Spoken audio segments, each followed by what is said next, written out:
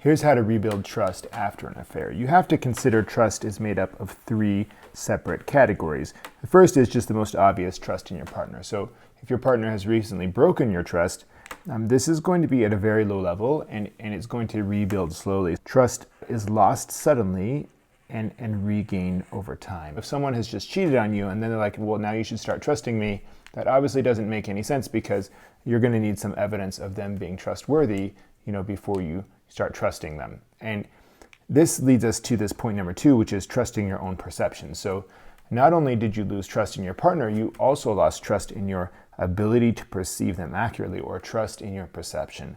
And so this is a place where you probably should start looking into your past, because if you have trouble telling when your partner is being honest with you, it's probably because you were desensitized to deception when you were very young.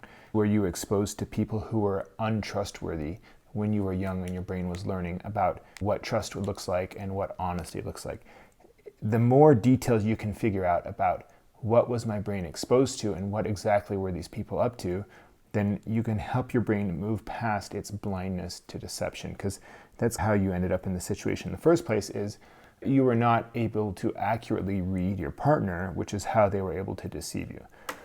The third part is just trusting yourself, and that's you need to become more convinced of the fact, or you need to, earn your own self-respect in the idea that you will take care of yourself no matter what. And so, things changed. You thought you could rely on your partner. You learned you couldn't.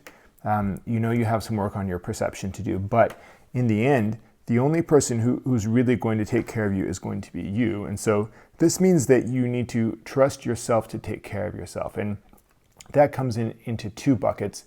One bucket is, will you actually do it? Are you the kind of person who does take good care of yourself? To what extent is that true? And then the second bucket is, if I am that kind of person, then can I start believing it?